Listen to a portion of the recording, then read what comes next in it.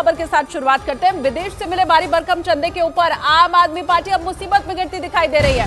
ED ने इस बारे में अपनी जांच रिपोर्ट गृह मंत्रालय को सौंप दी है। ईडी ने अपनी रिपोर्ट में आप पर कई गंभीर आरोप लगाए हैं। इस पर बीजेपी ने केजरीवाल पर निशाना साधा है। उधर आप नेताओं ने सफाई दी है। ईडी ने अपनी जांच रिपोर्ट में कहा है कि 2014 से 2022 तक आम आदमी पार्टी ने करीब 7 करोड़ रुपए विदेशी चंदा हासिल किया। ईडी के मुताबिक अवैध फंडिंग हासिल करने के लिए फंड देने वालों की पहचान छिपाई गई, उनकी राष्ट्रीयता छिपाई गई, चंदा देने वालों से जुड़े हुए तथ्य छिपाए गए, चंदा देने वालों की डिटेल में हेरफेर की गई, धोखाधड़ी की गई।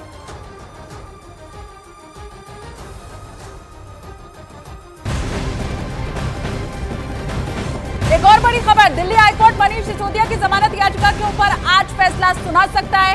ईडी और सीबीआई दोनों के मामलों में मनीष सिसोदिया ने जमानत मांगी है। पिछले करीब 15 महीनों से सिसोदिया जेल में बंद हैं। शाम 5 बजे उनकी जमानत के ऊपर आज फैसला आ सकता है।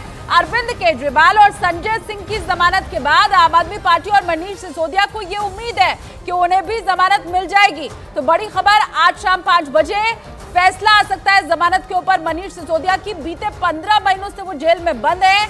बाहर आने के बाद मनीष सिसोदिया, क्योंकि उनका नाम वीआईपी लिस्ट में जो प्रचारकों की लिस्ट है उसमें शामिल है, तो बाहर आने के बाद उन्हें कुछ राहत मिल सकती है। एक और अहम जानकारी, ईरान के राष्ट्रपति इब्राहिम रईसी के हेलीकॉप्टर क्रैश को लेकर के बड़ी खबर मिल रही है। ईरान के पूर्व विदेश मंत्री जवाद जरीफ ने अमेरिका के ऊपर बड़ा आरोप लगाया है। उन्होंने कहा है कि अमेरिका की ही वजह से राष्ट्रपति रईसी का हेलीकॉप्टर क्रैश हुआ है। उन्होंने ये भी कहा कि अमेरिका के आर्थिक प्रतिबंधों की वजह से ईरान के विमानों और हेलीकॉप्टर के कलपुर्जों की लगातार कमी हो रही है।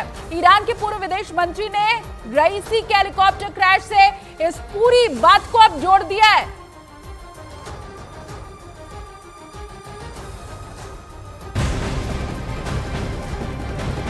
और बड़ी खबर, ईरान के राष्ट्रपति इब्राहिम रईसी की मौत के बाद ईरान में नए राष्ट्रपति के चुनाव के लिए तारीख का ऐलान कर दिया गया है। नए राष्ट्रपति के चयन के लिए 28 जून को चुनाव होना है। चुनाव की तारीखों पर एक बैठक में फैसला लिया गया, जिसका नेतृत्व ईरान के अंतरिम राष्ट्रपति मोहम्मद मोखबेर ने किया। तो बड़ी खबर, ईरान में राष्ट्रपति चुनाव की तारीखों का ऐलान कर दिया गया है। 28 जून को राष्ट्रपति चुनाव ईरान के अंदर होना है।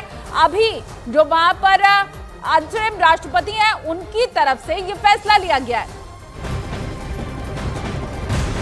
बड़ी जानकारी झारखंड से, जहां के पूर्व मुख्यमंत्री हेमंत सोरेन की अंतरिम जमानत की याचिका के ऊपर आज सुप्रीम कोर्ट में सुनवाई होनी है। इसमें हेमंत सोरेन ने चुनाव प्रचार के लिए अंतरिम जमानत देने की मांग की है। इसके साथ ही हेमंत सोरेन झारखंड हाईकोर्ट के उस आदेश को भी सुप्रीम कोर्ट में चुनौती देंगे, जिसमें हाईकोर्ट ने हेमंत सोरेन की गिरफ्तारी को सही ठहराया था। तो हेमंत सोरेन मामले में आज सुप्रीम कोर्ट के अंदर फैसला होना है। जमानत उन्हें मिल पाएगी या फिर नहीं मिल पाएगी, इसी मामले के ऊपर कोर्ट आज अपना फैसला सुनाएगा।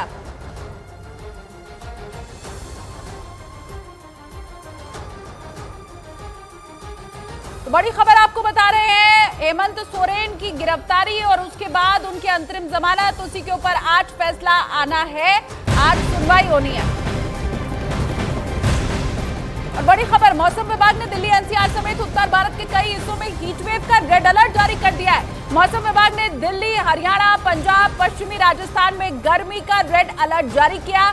दिल्ली एनसीआर में पारा 47 डिग्री के पार पहुंचने का खतरा है। दिल्ली के नजफगढ़ इलाके में पारा 47 डिग्री पार कर चुका है। मौसम विभाग ने अनुमान ये जताया कि दिल्ली एनसीआर के बाकी हिस्सों में भी यही हाल हो सकता है।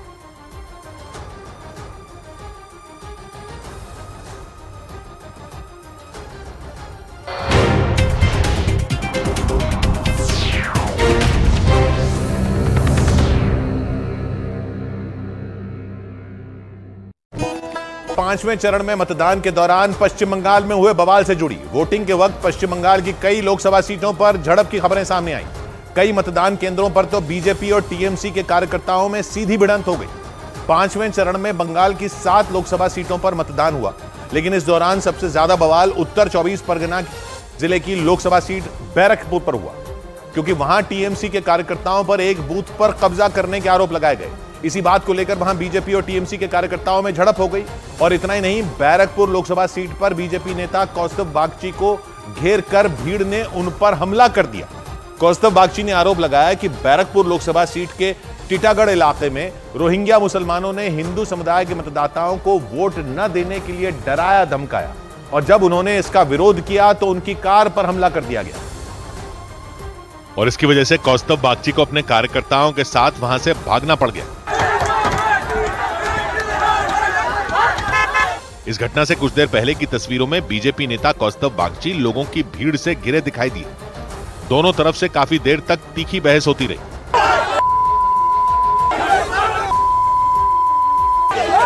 गुस्साए लोग बीजेपी नेता को वहां से फौरन चले जाने के लिए हाथ से इशारा करते दिखाई दिए। इस दौरान सुरक्षा कर्मी बड़ी मुश्किल से भड़के हुए लोगों को संभालते नजर आए। जब भीड़ को काबू करना मुश्किल हो गया तो दो पुलिस वाले कौस्तुभ बागची को समझा बुझाकर कार की तरफ लेकर जाते दिखाई दिए, लेकिन इसी दौरान एक महिला ने उनका गमछा छीन लिया।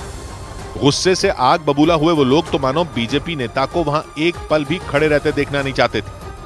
कुछ लोग तो कौस्तुभ बागची की गाड़ी पर हाथ से तब तक पीटते रहे जब तक वो वहां से चले नहीं गए।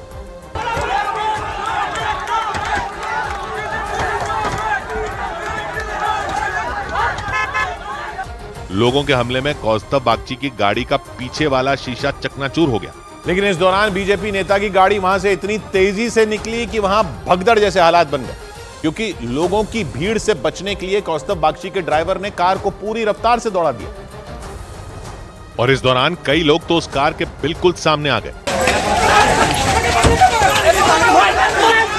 तस्वीरों में दिखा कि दो लड़के तो कौस्तुभ बागची की कार के अगले हिस्से से टकराते टकराते बचे।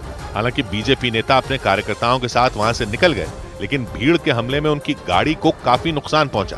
भाजपा नेता कौस्तुभ बागची की गाड़ी है जिसमें शीशा टूटा हुआ आपको नजर आ रहा है। बैरकपुर लोकसभा सीट के टीटागढ़ इलाके में हुए इस हंगामे और बवाल के बाद सुरक्षा कर्मियों ने मोर्चा संभाल लिया। उन्होंने वहां प्रदर्शन कर रहे लोगों को खदेड़ दिया।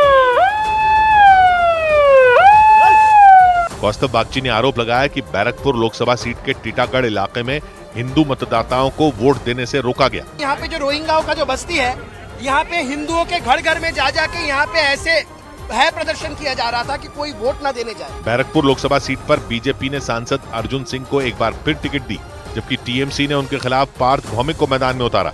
लेकिन पांचवें चरण के मतदान के दौरान पश्चिम बंगाल की इसी सीट पर सबसे ज्यादा बवाल हुआ। बैरकपुर लोकसभा सीट के टीटागढ़ इलाके में कौस्तुभ बागची की गाड़ी पर हमले के कुछ देर बाद ही खड़दहा इलाके में भी बीजेपी और टीएमसी के बीच सीधी टक्कर हो गई, क्योंकि टीएमसी के कार्यकर्ताओं ने बैरकपुर लोकसभा सीट से बीजेपी के प्रत्याशी अर्जुन सिंह को काले झंडे दिखाए और उनके खिलाफ नारे लगाने शुरू कर दिए।